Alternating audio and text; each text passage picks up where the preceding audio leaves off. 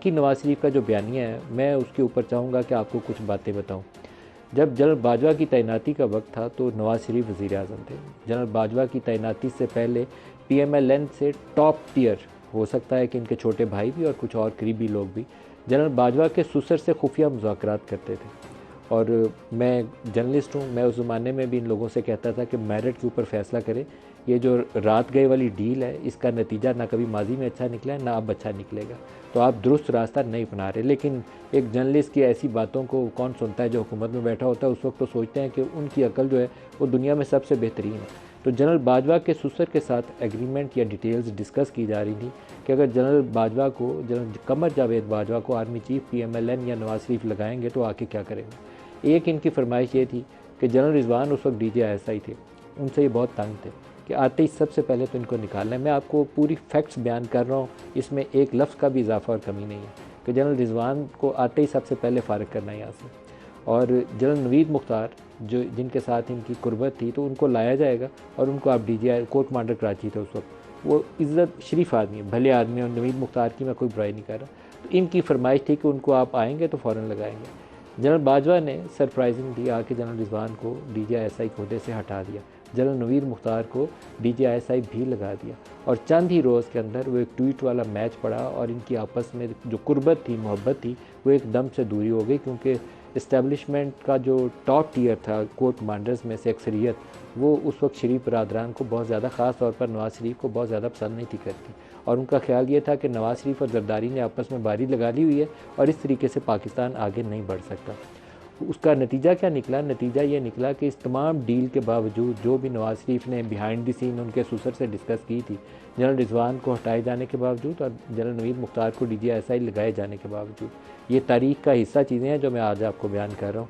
General फैज़ ने, general Qamar Javed Bajwa ने general फैज़ हमीद को DGC तैनात कर दिया, और जो डोमेस्टिक पॉलिटिक्स की पूरी इंजीनियरिंग का स्ट्रक्चर था जनरल फैज़ के हवाले हो गया। अब नवाज़ शरीफ से सवाल ये है कि इसकी ज़िम्मेदारी आपके ऊपर आयद होती है या किसी तीसरे शख्स के ऊपर आयद होती है। मेरा ख़्याल है कि इसकी ज़िम्मेदारी बराह रास्त उस वक्त के वज़ीर-ए-आज़म नवाज़ शरीफ के ऊपर आयद होती है, जिसने अपनी सियासत, अपने मफाद की खातर एक ऐसे तरीक़ाकार से आर्मी चीफ़ की तैनाती की कि उसमें उनके सियासी मफादात का तहफ़्फ़ुज़ यकीनी बनाया जा सके। अगर वो मेरिट के ऊपर एक तरीक़ाकार को फॉलो करते हुए, अगर हो सकता है उसमें कमर जावेद बाजवा पूरे उतरते और उसको तैनात कर देते, हो सकता है परफेक्ट चॉइस वही हो, मैं इसको डिस्प्यूट नहीं कर रहा। लेकिन तरीक़ाकार जो नवाज़ शरीफ का था वो ये था डील वाला, डील मेरा बंदा, ये मेरा बंदा वाली सियासत जो थी वो इनको लेके बैठी थी जनरल मुशर्रफ की तैनाती के वक्त, और ये मेरा बंदा वाली ही पॉलिटिक्स थी जो जनरल बाजवा की तैनाती के वक्त इन्होंने दोबारा आगाज़ किया, और वो दोबारा इनके गले पड़ी। उसी जनरल कमर जावेद बाजवा के होते हुए इनकी छुट्टी हुई, जनरल फैज़ जिनको DGC लगाया गया था, बाद में उनको DGI लगाया गया, और आज उन्हीं का नाम लेकर कहते हैं कि वो दोनों ज़िम्मेदार हैं। लेकिन ये इनकी सोच, इनकी पार्टी के बाकी लोगों के ऊपर उसका इतलाक़ नहीं होता। इनके छोटे भाई जिन्होंने 10 अप्रैल 2022 से लेकर अगस्त 2023 तक पाकिस्तान में हुकूमत की, और PMLN की पंजाब के अंदर जो सियासत थी उसका जनाजा भी निकालने में शहबाज शरीफ की हुकूमत ने बड़ा कलीदी किरदार अदा किया। वो जाते जाते जनरल बाजवा की तारीफ़ों के पुल ऐसे ही बांध रहे थे जैसे 2018 से तारीफ़ें करनी शुरू हुए थे वो, और जाते जाते आखिरी सांस तक भी उनकी तारीफ़ें करते गए। सुनिए, आखिरी बयान सुना रहा हूँ। जनरल बाजवा थे, मैं उनका शुक्रिया अदा करता हूँ। मैं समझता हूँ कि हमने सब ने मिलकर इस कश्ती को पार लगाने के लिए भरपूर कोशिश की। जब 2019 में जनरल बाजवा की एक्सटेंशन का टाइम था तो शहबाज शरीफ, ख्वाजा आसिफ, अयाज सादिक, राना तनवीर, ये लोग नवाज़ शरीफ से मिलने वहाँ गए थे, और नवाज़ शरीफ को इन्होंने कायल किया था कि हमें एक्सटेंशन में हमायत करनी चाहिए, क्योंकि शहबाज शरीफ को 2018 के इंतखाबात के बाद भी एक आस थी कि पंजाब हुकूमत इनको मिलेगी। इसीलिए एयरपोर्ट पे जब नवाज़ शरीफ को गिरफ़्तार किया जा रहा था तो ये एयरपोर्ट एहतजाज करते हुए नहीं पहुँचे थे, क्योंकि इनको उम्मीद थी पंजाब हुकूमत तो मुझे मिल जाएगी। दोबारा इन्होंने नवाज़ शरीफ को कायल करने के लिए वहाँ लंदन गए, और लंदन जाके कहा कि हमें हमायत करनी चाहिए, और दोबारा स्टेप यही था कि पहले स्टेप में आपको पंजाब हुकूमत मिल जाएगी, और ख्वाजा आसफ़ ने वापस आकर उसका गैर मशरूत हमायत का ऐलान किया था, गैर मशरूत। और इनके PMLN के अंदर शायद खाकान अब्बासी के साथ सख्त जुमलों का तबादला हुआ था, और एक इन्होंने पार्लियामेंट्री ग्रुप बनाया हुआ था, दोनों उसमें लड़ पड़े थे आपस में। और ख्वाजा आसफ़ ने रिसेंटली एक इंटरव्यू के अंदर दोबारा उस गैर मशरूत का तज़किरा किया। सुन लीजिए वो क्या कहते हैं कि किसने कहा था। मियाँ साहब की सख्त हदायत थी जी कि वोट ज़रूर दें, तो मियाँ साहब को किसने कहा था कि आर्मी चीफ की एक्सटेंशन के ऊपर 3 साल मज़ीद देने के लिए वोट दें, अगर वो जमहूरियत दुश्मनी इतनी उन्होंने की हुई थी। तो ये तज़ादात हैं नवाज़ शरीफ की सियासत के और पाकिस्तान के सीनियर पॉलिटिशियंस के। आज के प्रोग्राम में इन इशूज़ को डिस्कस करने के लिए हमारे साथ हैं फैसल वाडा साहब, और लाहौर से हमारे साथ हैं PMLN से अवैस लगारी साहब। दोनों को खुशामदीद कहता हूँ प्रोग्राम में। वाडा साहब, पाकिस्तान की तारीख़ में इस्टेब्लिशमेंट से जफ्फियाँ डालने का, रात गए मुलाकातें करने का, गाड़ियों में छुप के जाने का एक बाकायदा पूरी तारीख़ है। इसके ऊपर एक पूरा ज़ख़ीम किस्म का वॉल्यूम तहरीर किया जा सकता है कि पाकिस्तानी सियासत में अरूज व ज़वाल की दास्तान, तो सबका अरूज भी और ज़वाल भी इस्टेब्लिशमेंट के कंधों पे शुरू होता है और वहीं पे इख्तिताम पजीर होता है। अब क्या नवाज़ शरीफ ने जो वापस आना है तो दोबारा जनरल बाजवा को निशाना बनाएंगे?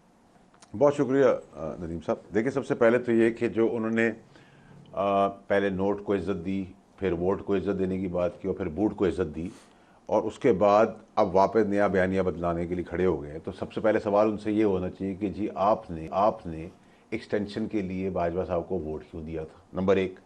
नंबर 2 ये कि चले आपने वोट दे दिया, पार्टी का प्रेशर आ गया, कोई भी कहानी कर देते हैं हम, मान लेते हैं आप बच्चे थे, तो आपके 16 महीने की हुकूमत थी, आपने एहतसाब क्यों नहीं किया? तो ये बयानिया तो बिकने वाला नहीं है। देखिए, अब बयानी के पीछे कौम नहीं खड़ी होगी, अब मंशूर चाहिए। रोटी 20 रुपये की कैसे होगी, चाय 20 रुपये की कैसे होगी, पेट्रोल सस्ता कैसे होगा, बिजली का बिल कैसे सस्ता होगा? आवाम अब इसके ऊपर खड़ी है। ये ड्रामेबाजियाँ, बयानियाँ, चीखना चिल्लाना, पेट फाड़ने वाली बातें जो अभी आप देख रहे हैं पीपल्स पार्टी और उनकी तरफ से एक दूसरे की, ये अब टोपी ड्रामा पाकिस्तान में नहीं एक्सेप्टेबल। आपका ख्याल है ये जो बिलावल बयान दे रहा है और बाकी लोग बयान दे रहे हैं, टोपी ड्रामा कर रहे हैं? सर, ये तो एक्सपेक्टेड ही था। मैंने आपके शो पे कहा था सर कि अभी आज साथ में पहले उनकी तारीफें कर रहे हैं, वो अंकल थे, वो चचा थे, वो भतीजा था, वो भांजा था, और जैसे ये वोट का टाइम आया तो दिस वाज एक्सपेक्टेड। ये हमेशा होता रहा है, लेकिन कौम एजुकेट हो गई आप लोगों के मीडिया के तवज्जुह से। लोगों को धोखा दिया जा रहा है, हमेशा से धोखा दिया है। देखिए सर, जो चीज़ें पाकिस्तान की गरीब कौम के साथ भीख मांग के वोट लेते हैं, जो उनकी ज़रूरियात हैं, उन सब की फैक्ट्रियाँ इन लीडरों के पास हैं। शुगर मिल इनके पास, पेट्रोल पंप्स इनके पास, राइस इनके पास, तेल की फैक्ट्रियाँ इनके पास, फ्लोर मिल्स इनके पास, आटा इनके पास, कपड़ा इनके पास। का मुस्तकबिल क्या है? क्योंकि नवाज शरीफ ने फैज़ और जनरल बाजवा का नाम लेकर अपनी सियासी बयानिया की बुनियाद रखी है। सर एक दिन इनकी बुनियाद है नहीं, ये बेबुनियाद लोग हैं, बेज़मीर लोग हैं, ठीक है। जब तक आप 18 पार्टियों के 18 एक्सपायर्ड लीडर्स को, इस जमहूरी जनाजे को जो हम लेके चल रहे हैं इनके नाम पर, जब तक इनको नहीं फारिग करेंगे नदीम मलिक साहब, पाकिस्तान नहीं संभल सकता, पाकिस्तान ठीक नहीं हो सकता। ये थोड़ी देर की आर्म ट्विस्टिंग, नैब के केस खुल गए, बंद हो गए, वक्त ज़रूरत भेज दिया, वक्त ज़रूरत जेल में डाल दिया, वक्त ज़रूरत निकाल दिया, वक्त ज़रूरत बुला लिया, ये अब नहीं चल सकता। अब ये कौम बर्दाश्त नहीं कर सकती। अवैस लगारी साहब से पूछें। लगारी साहब, आप फरमाइएगा, नवाज शरीफ का सियासी बयानिया, बहुत से लोग ये सवाल करते थे, मियाँ साहब ने अपने बयान से खुद ही उसकी वजाहत कर दी है, आप इसी के ऊपर खेलेंगे? बाजवा साहब भी कमाल किस्मत उन्होंने पाई है, पहले इमरान खान के हाथों, पहले उससे पहले नून लीग के हाथों और दोबारा नवाज शरीफ के हाथों, निशाना सबका वो बनेंगे। जी, अस्सलाम वालेकुम मलिक साहब, शुक्रिया आपने मुझे इनवाइट किया। मेरे अंदाज़े के मुताबिक तो जो नवाज़ शरीफ साहब ने, मैं कल वहाँ था जब हमारी ये मीटिंग में उन्होंने स्पीच की थी,